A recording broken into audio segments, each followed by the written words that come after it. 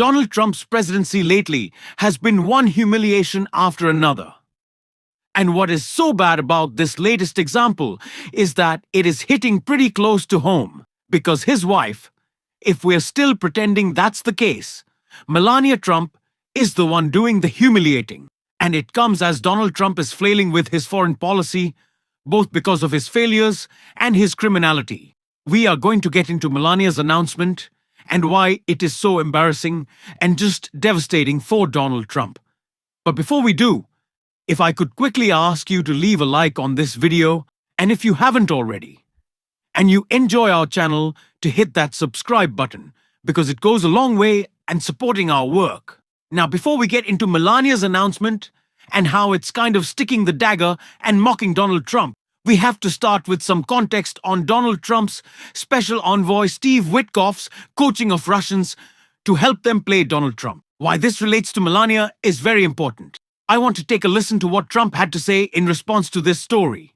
That Bloomberg has of Witkoff coaching the Russians on how to appeal to you. Well, I haven't heard it, no, but that's a standard thing, because he's got to sell this to Ukraine. He's got to sell Ukraine to Russia. That's what a deal maker does. You got to say, look, they want this. You got to convince them with this. That's a very standard form of negotiation. I haven't heard it, but I heard it was standard negotiation. And I would imagine he's saying the same thing to Ukraine, because each party has to give and take. It is not surprising to me that Donald Trump has no problem with Witkoff coaching up the Russians on how to best play Donald Trump for many reasons.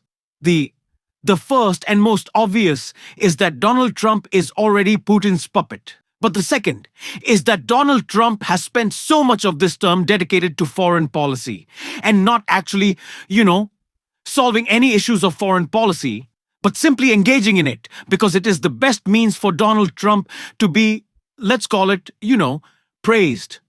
It's not real praise, it's getting played. Donald Trump likes that when he visits world leaders, they throw a parade for him, they give him a crown, and a Big Mac, and a smile, and an attaboy. And so he really has enjoyed the legitimacy he feels like this brings to someone who is a complete and utter. So of course, Trump would be happy with the Russians knowing exactly how to praise him and what he wants. But Republicans are not happy with this, and the fake peace plan that Putin has given Trump and Mark Kelly is also pretty pissed. Of Ukraine. There are 3 prominent U.S. senators who have gone on the record now, including Republican Mike Rounds, who said yesterday Secretary of State Rubio told them he was unaware of a threat to cut off U.S. support to Ukraine if they don't accept this proposed plan that's on the table. Here is how Senator Rounds described it. What he told us was that this was not the American proposal. This was a proposal which was received by someone who has identified and they believe to be representing Russia in this proposal. It was given to Mr. Witkoff. So since those remarks were made and backed up by multiple senators, I've received phone calls from senior White House officials, from senior U.S. officials saying, no, that's not at all what Secretary Rubio said. What version of events do we believe here in terms of what America is putting forward? Margaret, they've got to clear this up. You have Rubio's talking to my Senate colleagues saying one thing, the spokesperson for the State Department saying another. Your conversations with the White House contradict what the Secretary of State and, by the way, the National Security Advisor, same guy, has said about this. They've got to figure this out and get the message out and explain to the American people what's going on. I will say this, that plan, that's Putin's plan. That is a very good deal for Russia. It is a horrible deal for Ukraine, for our allies, and even for our own national security. If Putin gets the chance with that deal to, rearm, rebuild his economy, and gained territory, by the way, that's what he wanted. Well, then the Baltics, Poland, Romania. It is unsurprising that Donald Trump is taking his points from Putin. When this story broke, I was not shocked. As always, I'm disgusted, but that's kind of the theme of this Trump administration. But it wasn't just those Senate Republicans. We saw Representative Don Bacon, a congressman from Nebraska, say that he considered resigning after this story was made public. So it has been a disaster for Donald Trump, a complete embarrassment that the issue he said he'd be solving on day one has seen many days pass since he's been unable to solve it. Just the other day, he said he had no idea what was going on, which is pretty funny, considering the announcement Melania just made.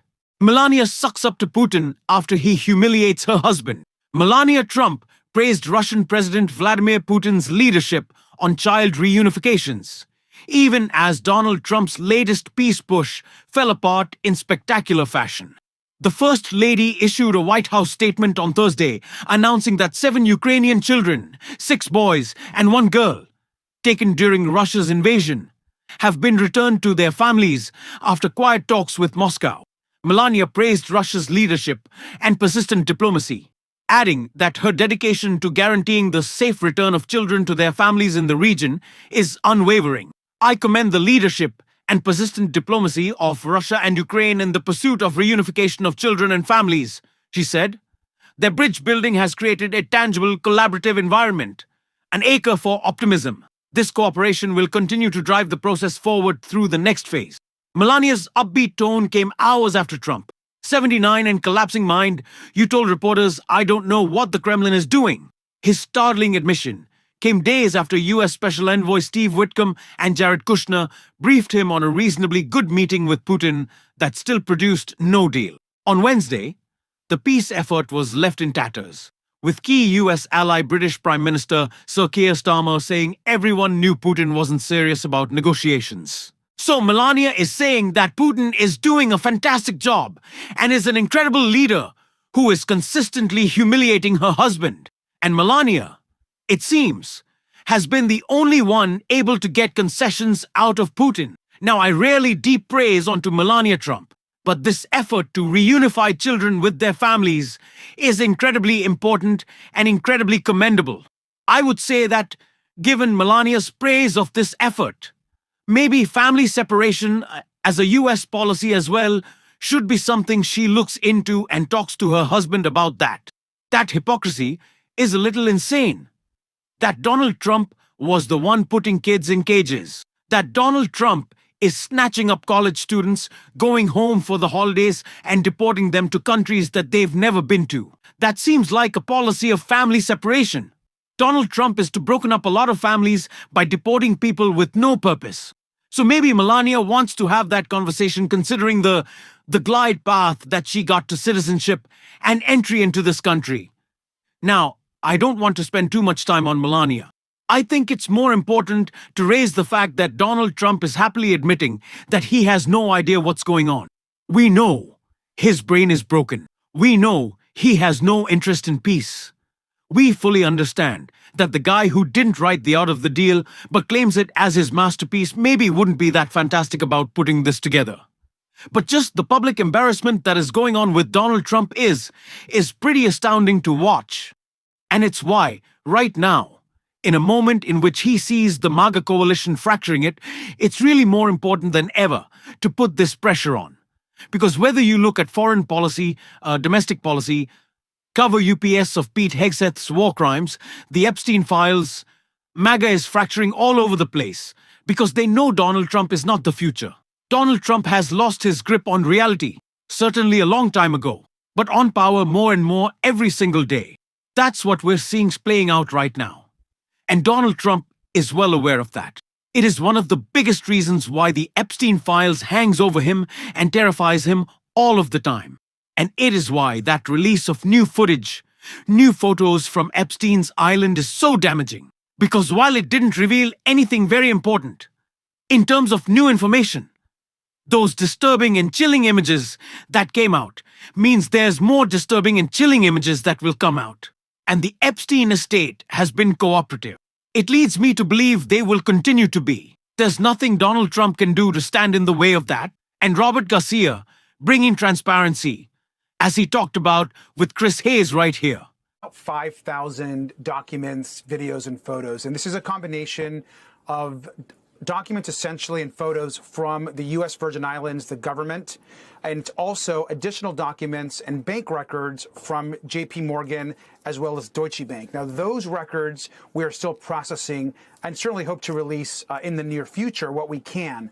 But what you're seeing right now are essentially videos and photographs taken by officials in the U.S. Virgin Islands of the estate on the island. And these, of course, many of these photos and pictures have obviously never been seen before.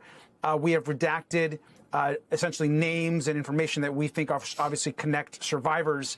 But it's really disturbing stuff. And what we have said from day one as oversight Democrats is any information that we receive, whether that's from the Virgin Islands, from banks, from the Epstein estate, like when we got the birthday book or the emails that we released a couple of weeks ago, we're going to put that out to the American public. We know that the DOJ is not interested in transparency or the truth. They are leading a cover-up. So whenever we get information that can broaden the picture of who Jeffrey Epstein was and his horrific crimes against children and women, we're going to put that forward, and that's what we did today. You mentioned the financial records, which I think a lot of people have interest in, and Ron Wyden has been talking about a bit, and I think maybe had seen some versions of them. So obviously that's more sensitive material. I imagine there's some vetting there, but your anticipation is that that will be publicly released and searchable as well? That's our plan. I mean, right now, we just received the materials last night, and it's pretty complex information. Obviously, we know, and we've heard this directly from the survivors, to follow the money. There was an enormous amount of money that was essentially being transferred from individuals to Jeffrey Epstein, to his criminal enterprise, to Ghislaine Maxwell. And there are reports that some of this money could have been connected to other foreign governments. And so where that money went, who was involved, what shell companies were being set up, the money laundering that was happening, which we know was actually part of the case that prosecutors brought. Robert Garcia has been such an incredible leader in this effort. And it really just goes to show what happens when you put young, energized, driven Democrats in charge of their committees, that they'll actually fight. And having Robert Garcia as the ranking member on oversight has been one of the biggest success stories of our time in the minority in the House through this Congress. So just really commendable work. Glad we were able to have the congressman on the show yesterday. We will continue to, and if you want to stick around for those updates, as always, you can hit that subscribe button, leave a like on this video, drop a blue heart in the comments, ring that notification bell as well. Keep on fighting, y'all.